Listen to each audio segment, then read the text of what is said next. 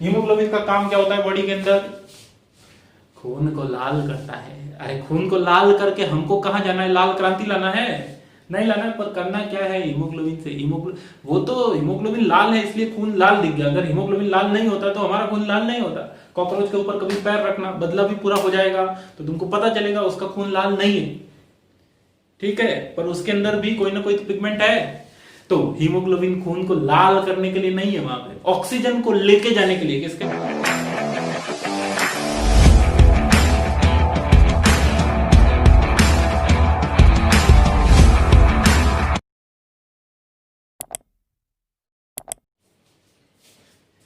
Hello dear students, क्या हाल चाल? ठीक।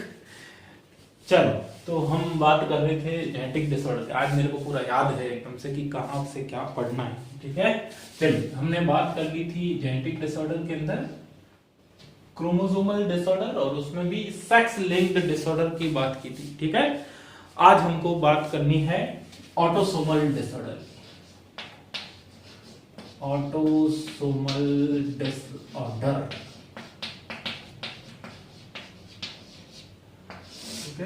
आज एकदम रिफ्रेश हूं।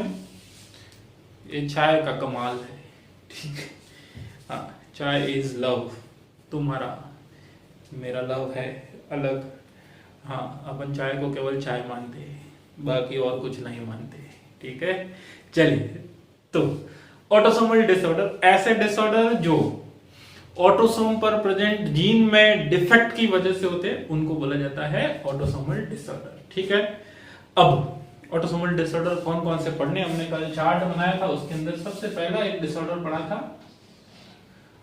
सिकल सेल एनीमिया पढ़ा था। देखना उस चार्ट को कल वाले को। फिर अपन ने एक नाम लिखा था थैलेसीमिया। फिर हमने एक और एग्जांपल लिखा था, दैट वाज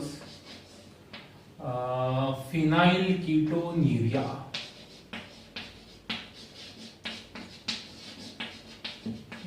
फिर एक और डिसऑर्डर की बात करेंगे, दैट इज एल्केप्टोन्यूरिया।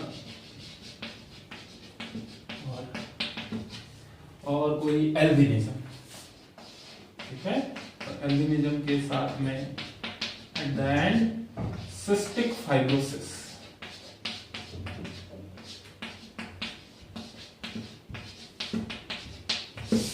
फिर इतने सारे डिसऑर्डर की बात करनी है, कोई ज्यादा नहीं है, हार्डली 25 मिनट का लेक्चर चलेगा, वो इतना भी चल जाए तो बहुत है, ठीक है।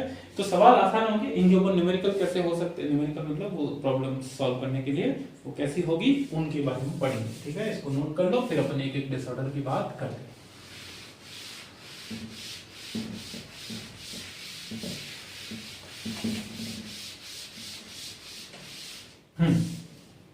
सबसे पहला डिसऑर्डर सिकल सेल एनीमिया। मस्त डिसऑर्डर, बहुत मस्त नाम, जितना अच्छा फैशनेबल लग रहा है उतना ही अच्छा डिसऑर्डर भी, ठीक है। केवल एक जगह पे चेंज होता है इसके अंदर, ठीक है। चलिए, सिकल सेल एनीमिया। एनीमिया आया मतलब आरबीसी शामिल है। क्या है? आरबीसी शामिल है। ऐसा डिसऑर्डर जिसमें आरबीसी का शेप नहीं, आरबीसी का शेप कैसा हो जाता है? सिकल के जैसा। सिकल क्या होती है? सिकल, तुम अगर रूरल बैकग्राउंड से, गांव के माहौल से अगर आते हो तो कुछ इस तरीके का स्ट्रक्चर होता है, ठीक है, जो उसको चारा काटने के लिए काम में लेते हैं, जिसको हंसिया बोलते हैं हिंदी में, इसका नाम या हंसियाकार आरबीसी, ठीक है। चलिए, तो इस तरीके की आरबीसी हो जाती है। नॉर्मल शेप आरबीसी का कैसा होता है? बाइकॉन्केव। ऐसा होता किस वजह से है? क्योंकि हम जानते हैं कि हीमोग्लोबिन, हम जानते हैं, तुम जानते नहीं जानते मेरे को नहीं मालूम, हम जानते हैं कि हीमोग्लोबिन के अंदर कितनी चेन होती है? 4। और नॉर्मली ज्यादातर लोगों में 2 अल्फा और 2 बीटा। ये जान लो, अगले डिसऑर्डर में भी काम आएगा।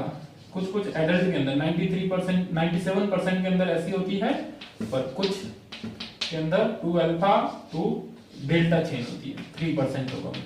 जो इन्फेंट्स होते हैं उनके अंदर 2 अल्फा और 2 गामा चेन होती है, ठीक है। तो इस तरीके का हीमोग्लोबिन होता है। अब बीटा चेन के अंदर गड़बड़ हो जाती है। ज्यादातर 97% लोगों के अंदर क्या है? बीटा चेन है, तो हीमोग्लोबिन की बीटा चेन के अंदर गड़बड़ होती है, caused by point mutation in 6th position of beta chain of haemoglobin. ठीक है, हीमोग्लोबिन की बीटा चेन में क्या चेंज होता है, एक्चुअली हो जाता है GAG जो है उसके स्थान पर आ जाता है GUG, GAG के स्थान पर क्या आ जाता है, GUG आ जाता है। तो GAG से एक अमीनो एसिड आ रहा होगा, आपने आनुवंशिक कूट पढ़े हैं कि नहीं पढ़े हैं, नहीं पढ़े हैं तो 12th में के अंदर 11th में नहीं, 12th के सिलेबस के अंदर ये मॉल बायो के अंदर आते हैं आनुवंशिक कूट, वहां पे अपन बात करेंगे कि GAG जो है वो किस अमीनो एसिड को लेकर आता है, ग्लूटामिक एसिड। लेकिन अब एक ही जगह पे क्या आया, यू, ये वाला चेंज हुआ। ठीक है, तो अब अमीनो एसिड भी बदल गया। ठीक है, अब अमीनो एसिड के अंदर ये चेंज देखने को मिला, ये किसके ऊपर होते हैं, जेनेटिक कोड mRNA के ऊपर। तो डीएनए के अंदर क्या चेंज हुआ होगा, आरएनए के अंदर GAG आया, मतलब कि डीएनए के अंदर क्या था, G के सामने क्या रहा होगा, कहां क्या रहा होगा, C, A के सामने क्या रहा होगा, T, G के सामने क्या रहा होगा, C। सारा U क्यों नहीं आया, तो डीएनए की बात कर रहे हैं, डीएनए में थाइमीन होता है, ठीक है, आरएनए के अंदर नहीं होता। अब इसकी जगह पे डीएनए में क्या चेंज हो गया होगा, GUG है तो C, U के सामने क्या आएगा, अब T मत लिख देना, A। ठीक है, तो क्वेश्चन कहीं से भी आए हमको गड़बड़ नहीं करनी है। क्या क्या चेंज होता है, बीटा ग्लोबिन चेन की 6th पोजीशन के अंदर चेंज होता है, चेंज होता है तो क्या चेंज देखने को मिलता है, ए के स्थान पर यू आ जाता है, GAG के स्थान पर कोड क्या बन जाता है, GUG। इसकी वजह से ग्लूटामिक एसिड के स्थान पर क्या आ जाता है, वैलिन।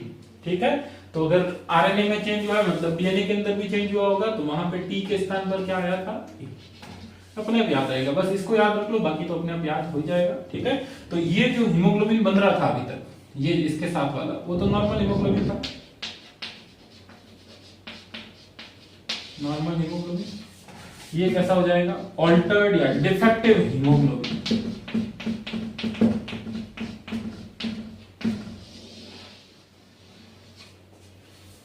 हीमोग्लोबिन, ठीक है, डिफेक्टिव हीमोग्लोबिन है, इस वजह से हीमोग्लोबिन पॉलीमराइज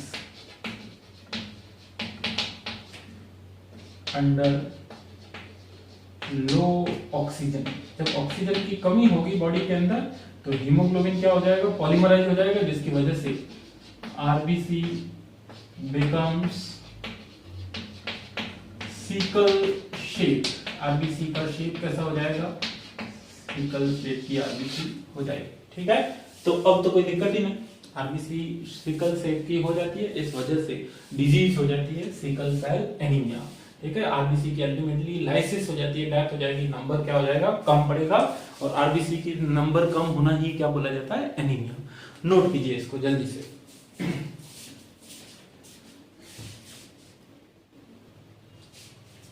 डन, चलिए हटा देते इसको।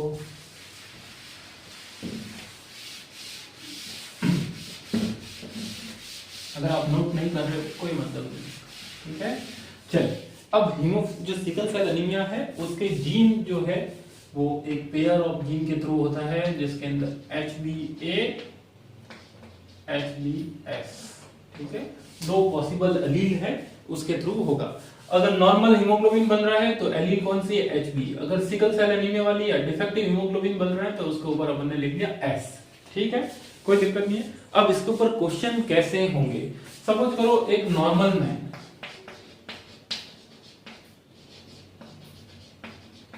ठीक है, जो सिकल सेल एनीमिया के लिए कैसा है, हेट्रोजाइगस है।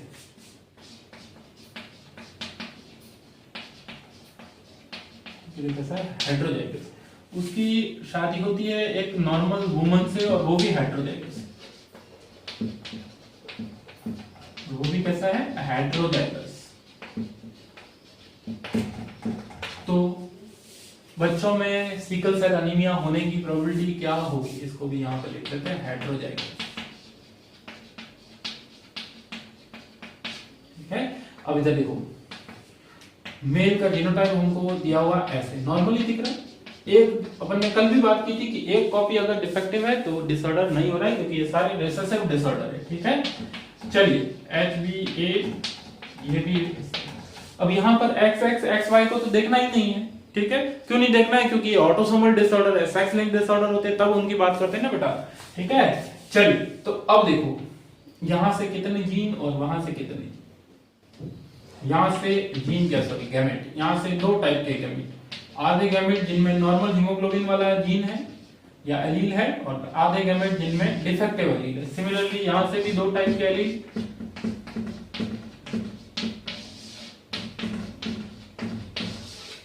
ठीक, अब देख लो इधर HBA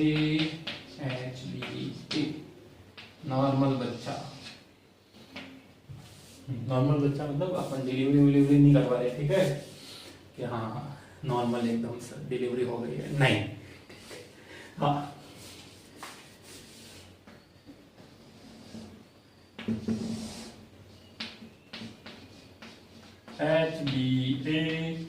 HBS normal but career. ठीक है,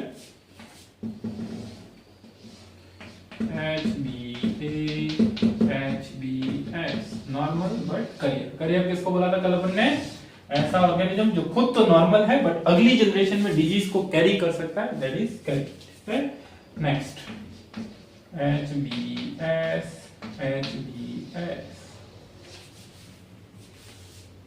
प्रभावित बच्चा, डिजीज्ड चाइल्ड। ठीक है, डिजीज, ऐसे बच्चों की अर्ली एज में क्या हो जाएगी, डेथ हो जाएगी। ठीक है, तो अगर रेशियो पूछे सिकल सेल एनीमिया के केस में तो कितना आ जाएगा, 2:1।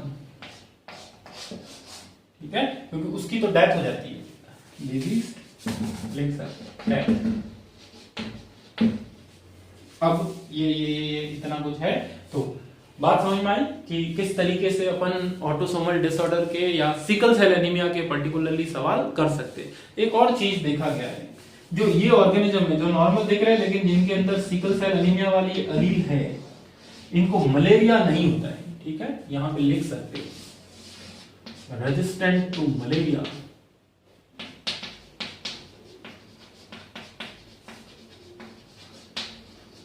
और इसको नाम दिया जाता है बैलेंसिंग सिलेक्शन। नेचर का जो नेचुरल सिलेक्शन का सिद्धांत है कि जो फिट है उसको सेलेक्ट किया जाएगा। ठीक है, तो ये एक केस के अंदर फिट हो रहे हैं जिसके अंदर मलेरिया के लिए रेजिस्टेंट है, मलेरिया इनको नहीं होता है, तो इसको बोला जाता है बैलेंसिंग सिलेक्शन। ये जिंदा रहते हैं, मरते नहीं है, सिलेक्शन हो गया इनका भी। ठीक है, इनका भी सिलेक्शन हो गया, तुम्हारा नीट में सिलेक्शन नहीं होगा। हाँ बैलेंसिंग, ठीक है। तो ये इस तरीके से सवाल करने, कहने का मतलब कुछ भी पूछे, नॉर्मल मैन पूछते तो HBA लिख लेते, नॉर्मल वुमन बोलते तो HBA लिख लेते। ठीक है, चल नोट कर लीजिएगा इसको, आगे चलते हैं।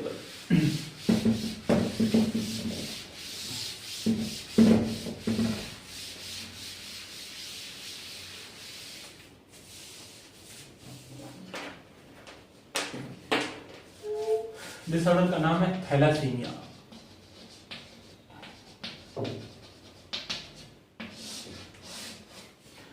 थैलेसीमिया। ठीक है, क्या मियाँ, क्या हाल चाल, थैलेसीमिया। हाँ, अब थैलेसीमिया के अंदर क्या होगा, थैलेसीमिया इज कैरेक्टराइज्ड बाय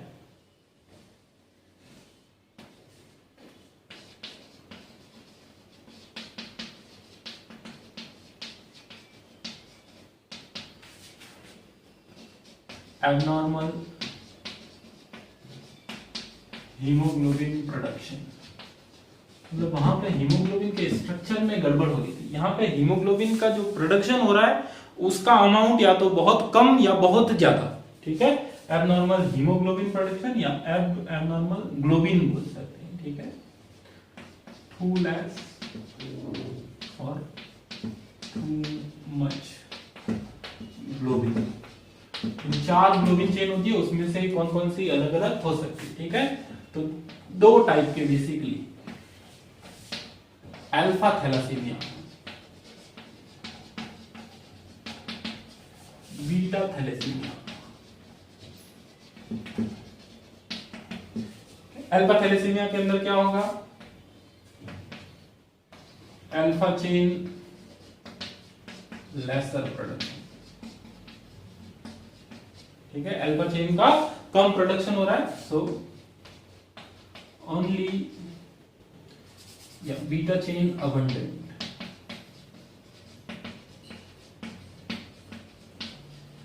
बहुत ज्यादा अमाउंट में बीटा चेन बन गई है, तो बीटा चेन बहुत ज्यादा अमाउंट में बन गई है तो हीमोग्लोबिन का स्ट्रक्चर चेंज हो जाता है, ठीक है, फॉर्म्स टेट्रा हीमोग्लोबिन, इसको बोला जाता है HbH, क्या बोला जाता है HbH, टेट्रा हीमोग्लोबिन। और टेट्रा हीमोग्लोबिन किससे बनेगा, 4 बीटा चेन, 4 बीटा चेन से मिलकर बनेगा टेट्रा हीमोग्लोबिन। गलत है, 2 अल्फा और 2 बीटा चेन होनी चाहिए, उसकी जगह पे 4 बीटा चेन हो गई। अब 4 बीटा चेन हो गई तो कुछ तो गड़बड़ होगी। हीमोग्लोबिन का काम क्या होता है बॉडी के अंदर, खून को लाल करता है। अरे खून को लाल करके हमको कहां जाना है, लाल क्रांति लाना है, नहीं लाना है, पर करना क्या है हीमोग्लोबिन से। वो तो हीमोग्लोबिन लाल है इसलिए खून लाल दिख गया, अगर हीमोग्लोबिन लाल नहीं होता तो हमारा खून लाल नहीं होता। कॉकरोच के ऊपर कभी पैर रखना, बदला भी पूरा हो जाएगा तो तुमको पता चलेगा उसका खून लाल नहीं है, ठीक है, पर उसके अंदर भी कोई ना कोई तो पिगमेंट है। तो हीमोग्लोबिन खून को लाल करने के लिए नहीं है, वहां पे ऑक्सीजन को लेके जाने के लिए। किसके लिए है, ऑक्सीजन को लेके जाने के लिए। तो ऑक्सीजन को लेकर जाता है, तब ऑक्सीजन के साथ बाइंडिंग होती है, तब एक कर्व बनता है, ऑक्सीजन डिसोसिएशन कर्व,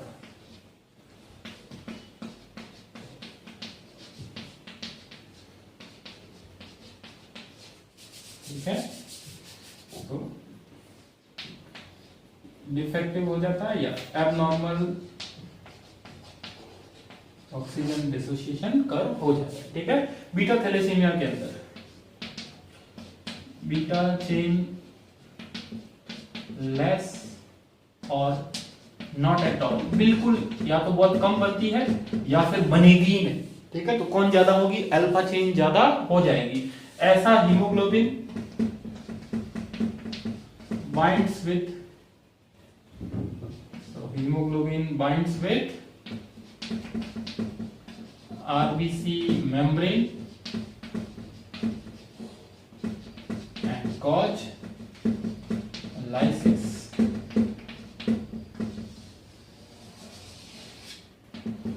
बात समझ में आई, तो ये भी दिक्कत ही है, ऐसा नहीं होना चाहिए। और कुछ लोगों में बीटा चेन की जगह पे क्या होती है, डेल्टा चेन, तो उसको क्या बोलेंगे, डेल्टा थैलेसीमिया।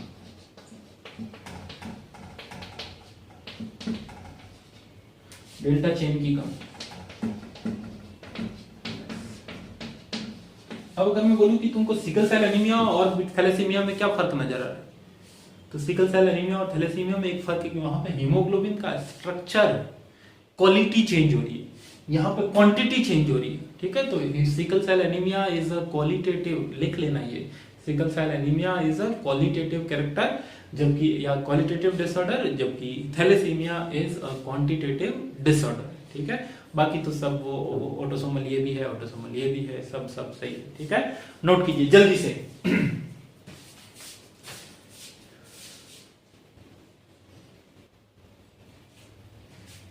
ठीक है, आगे चले, चलिए साहब।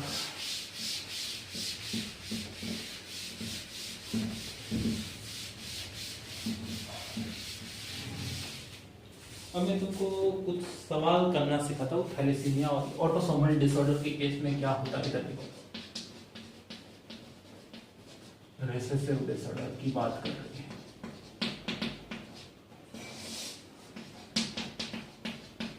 क्या क्या होगा, ठीक है। यहाँ पे रिसेसिव डिसऑर्डर मतलब एक जीन का डिफेक्टिव होना कि 2 जीन का डिफेक्टिव। अगर इस तरीके की कंडीशन लिखी हुई है, ऑटोसोमल के लिए ए वर्ड यूज किया है, ठीक है, तो ये व्यक्ति नॉर्मल है,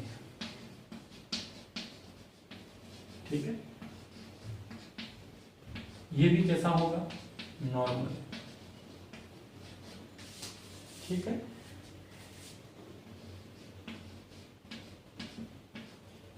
अफेक्टेड, या जिसको अपन क्या बोलेंगे, डिजीज। ये नॉर्मल है बट कैसा होगा, करियर। अब यहाँ पे मेल फीमेल का तो दिक्कत है ही, क्योंकि वो एक्स क्रोमोसोम पे होता या वाई क्रोमोसोम पे होता तो मेल के अंदर अलग होता, फीमेल के अंदर। अब यहाँ पे अगर सपोज करो कि मैं 22 जोड़ी तो हमारे पास नॉन सेक्स क्रोमोसोम है, जिनको अपन ने बोला ऑटोसोम, और 23वां जोड़ी है वो सेक्स क्रोमोसोम है। तो ऑटोसोम के ऊपर जीन 22 जोड़ी तो मेल फीमेल दोनों में सेम है, तो ये मेल फीमेल में यहाँ पे फर्क नहीं। कल अपन ने देखा था कि मेल जो था वो सिंपली एक एक्स क्रोमोसोम के अफेक्ट होने की वजह से या उसमें डिफेक्ट होने की वजह से ही उसको डिजीज हो जाती है, जबकि फीमेल के अंदर हमने देखा था कि एक एक्स क्रोमोसोम में डिफेक्ट होने की वजह से नहीं हो रहा था। तो यहाँ पे ऐसा नहीं है, यहाँ पे मेल फीमेल दोनों के लिए सेम है, ठीक है, बोथ मेल एंड फीमेल। इसको यूज कहाँ करना है, इसको यूज करना है यहाँ पे। देखो भाई साहब, इधर अगर सवाल पूछ ले तुमको, कौन पूछेगा पता नहीं, पूछेगा, अरे कोई ना कोई, पढ़ाई करोगे तो सब पूछेगा। अब अगर तुमको कोई सवाल पूछे, इसको लिखा हुआ ही रहने देते, सवाल को अपन कहीं कर देते कि एक नॉर्मल कपल है, थैलेसीमिया से नॉर्मल कपल है, थैलेसीमिया के लिए नॉर्मल कपल है, उनके एक थैलेसीमिक चाइल्ड हो जाता है, क्या ये पॉसिबल है? हाँ, ये पॉसिबल है। कैसे? इधर दिख रहा है तुमको? नहीं दिख रहा है, इधर लिख रहा हूं, मैन और वुमन, ठीक है, ये ऐसा रहा होगा और ये ऐसा, कोई दिक्कत नहीं, क्योंकि ये दिख तो नॉर्मल ही रहा है। अब इनके जो गैमेट बनेंगे वो कौन कौन से बनेंगे? Capital A small, capital A small, सही है। अब देखो, capital A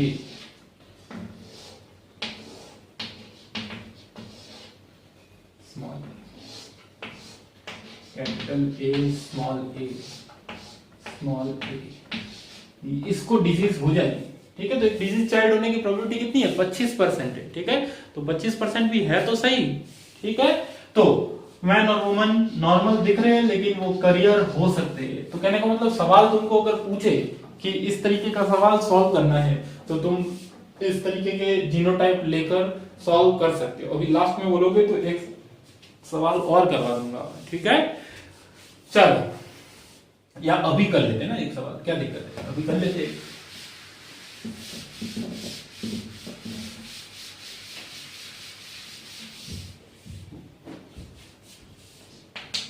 If a normal man marries a थैलेसेमिक, कोई भी हो सकता है, एल्बिनिक बोल सकते हैं, thalassemic woman, calculate the percentage of thalassemic children.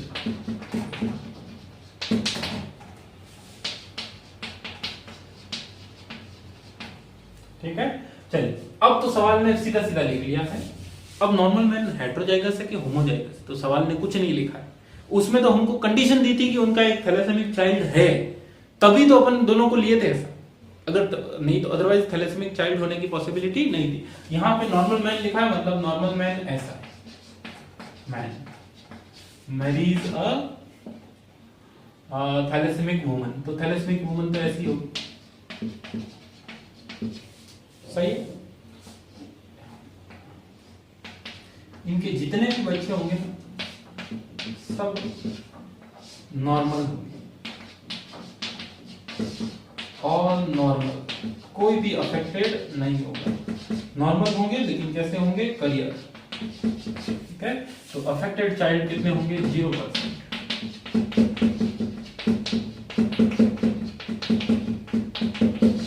तुम बोलोगे सर ऐसा कैसे लिख दिया, दोनों को अलग अलग क्यों नहीं लिखा? चलो अलग अलग लिख के भी कैलकुलेट कर लेते, आएगा यही जवाब, ठीक है। मैंने दोनों सेम क्यों लिखे थे? क्योंकि सेम अलील ही तो बनेंगे। कैपिटल ए स्मॉल ए, किसी को किसी के साथ जोड़ दो, किसी को किसी के साथ मतलब इसको इसके साथ, इसको इसके साथ, इसको इसके साथ, इसको इसके साथ। तुमको ये तो नहीं लग रहा है बहुत तेजी से क्लास भाग रही? शायद मेरे को चाय पी के नहीं आना चाहिए था। हाँ, पर आसान है। अब अपन ये लाइन खींचते खींचते बहुत दिन हो गए ना, तो अब तुमको आना चाहिए। ठीक, चल तो ये भी normal normal normal normal. Affected child कितना? 0%। ये सब करियर हो सकते हैं पर अफेक्टेड नहीं है। क्लियर? अब तुम काम आसान। अब इसके अलावा तुमको जेनेटिक डिसऑर्डर पे कोई दिक्कत नहीं होगी। कल अपन ने सेक्स लिंक वाले भी देख लिए थे, आज अपन ने ऑटोसिम वाले भी देख लिए। अब दिक्कत ही नहीं होगी। सवाल कैसा भी आए कर लीजिएगा। मेरा नाम लेकर अंदर भून मत कर देना, ठीक है? सर का नाम ले लेते हो जाएगा। नहीं भाई, मेरे को नहीं देखना है। मैं तुमको बुर्ज खलीफा नहीं दिला सकता दोस्त, ठीक है? हाँ, अब देखो, मेहनत तुमको करनी है, पढ़ाई तुमको करनी है, मैं तुम्हारी हेल्प कर सकता हूँ। अल्टीमेटली तुम जो करोगे वही काम होगा। मैं तो सालों से कर रहा हूँ। जो पढ़ाई करके निकल जाता है बच्चा, वो पढ़ाई करके आगे बढ़ जाता है। बाकी का स्टूडेंट जिनको लगता है कि कोचिंग वाले हमारे लिए कुछ कर लेंगे या हमारे मास्टर साहब हमारे लिए कुछ कर लेंगे, नहीं, वो तुम्हारी हेल्प करने के लिए है। काम तुम्ही को करना है, ठीक है? दुनिया में रहना है तो काम कर प्यारे, करना तो पड़ेगा, करो, ठीक है? चलो साहेब आगे। अब 2-3 डिसऑर्डर और, कौन कौन सा? फटाफट। फिनाइल कीटोन्यूरिया, एल्केप्टोन्यूरिया, एल्बिनिज्म और सिस्टिक फाइबर। छोटे छोटे 2-2 मिनट के डिसऑर्डर सब एक साथ होंगे। इधर देखो, हमारी बॉडी के अंदर एक अमीनो एसिड है जिसका नाम है फिनाइल एलेनिन है। सबने नाम सुना है 11th क्लास में, सुना ही होगा। फिनाइल एलेनिन जो है वो फिनाइल एलेनिन जो है वो डिसऑर्डर वो कन्वर्ट होता है इनटू टायरोसिन अमीनो एसिड, ठीक है? यहां तक भी कोई दिक्कत नहीं। टायरोसिन कन्वर्ट होता है इनटू मिलेनिन, कोई दिक्कत नहीं। अगर मिलेनिन में कन्वर्ट नहीं होता है तो टायरोसिन कन्वर्ट होता है होमोजेंटिसिक एसिड। होमोजेंटिसिक एसिड, और होमोजेंटिसिक एसिड आगे किसी और प्रोडक्ट में कन्वर्ट हो जाता है। ये अगर तुमको याद है तो इसी के अंदर 3 डिसऑर्डर तुम्हारे कवर हो गए। एक एंजाइम है जिसका नाम है phenyl alanine hydroxylase. Phenyl alanine hydroxylase, तो वो अगर डिफेक्टिव हो जाए तो एक डिसऑर्डर हो जाएगा। टायरोसिन को मिलेनिन में कन्वर्ट करने वाला एंजाइम टायरोसिनेज, वो अगर डिफेक्टिव हो जाए तो भी डिसऑर्डर। और यहां पर एक एंजाइम है जिसका नाम है, इधर ही लिख लेते हैं, होमोजेंटिसिक 1,2-डाइऑक्सीजेनेज।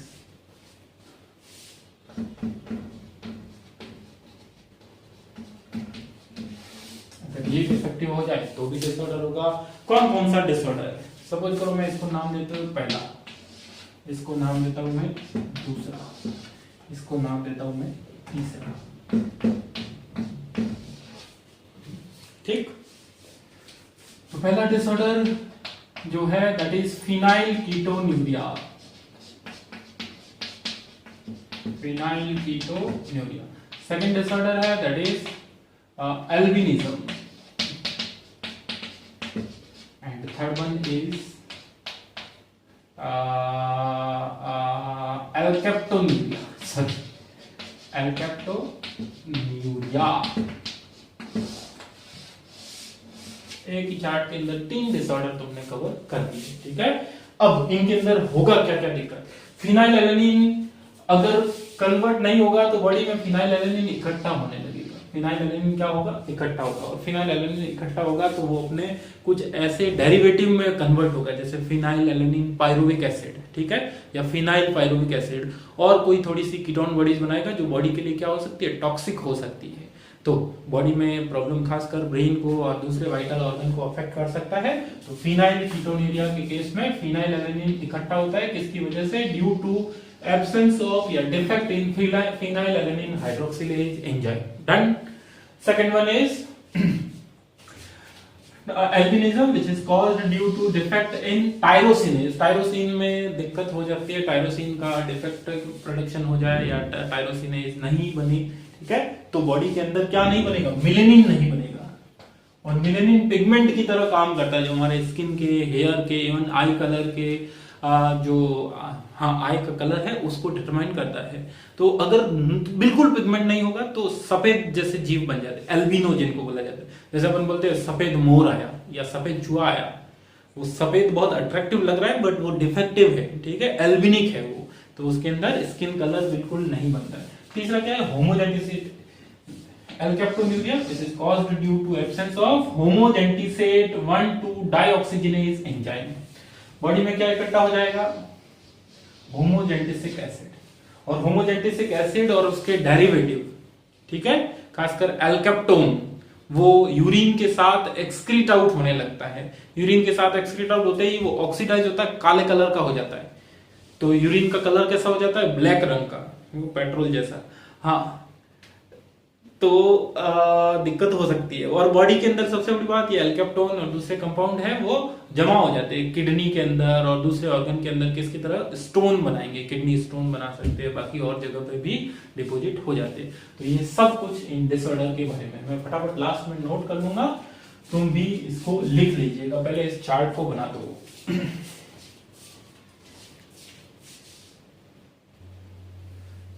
ठीक है, चलिए, तो ये जो हमारे पास डिसऑर्डर जो हमने बात की थी वही मैंने सारी बातें लिखी है, ठीक है, एक बार पढ़ लेता हूं, तुम नोट करना आराम से, मैंने समझा दिया था। Accumulation of phenylalanine in body converts into derivative phenyl pyruvate ketone bodies etc causes toxicity to vital organs। second one is albinism, melanin synthesis prevented, no skin eye hair color। तो अगर ऐसे ऑर्गेनिज्म को क्या बोलेंगे, albino, जिसमें totally pigment absent होता है। और तीसरा एल्केप्टोन्यूरिया, क्या इकट्ठा हो जाता है, होमोजेंटिसिक एसिड एंड इट्स डेरिवेटिव एल्केप्टोन।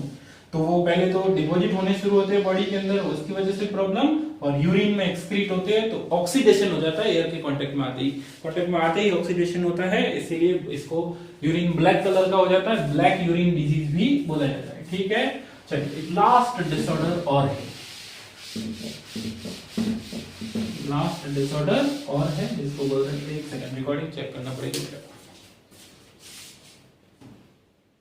क्या चल रहा है। चलिए, CFTR या सिस्टिक फाइब्रोसिस।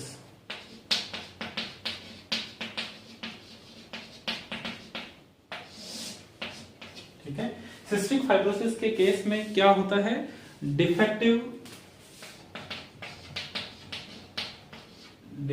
इन CFTR जीन। CFTR क्या है, cystic fibrosis transmembrane conductance regulator. ठीक है, किसमें कहां पर ये चीज होता है, sweat, mucus and digestive juice secretion वाले सेल में, फ्लूइड सिक्रीशन।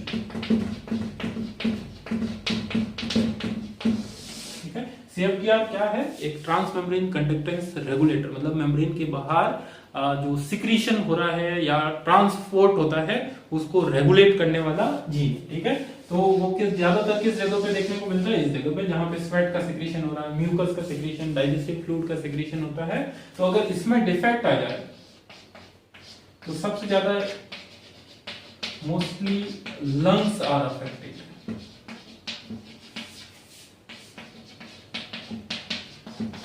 क्योंकि लंग्स के अंदर म्यूकस बहुत ज्यादा अमाउंट में, ब्रोंकाई ब्रोंकियोल के अंदर म्यूकस का सिक्रीशन बहुत ज्यादा है affected, but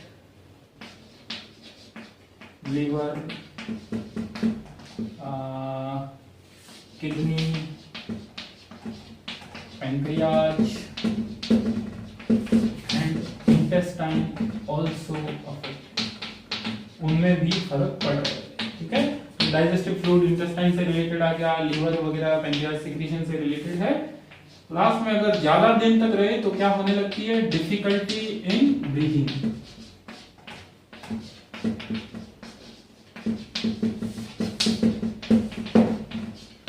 due to mucus and coughing.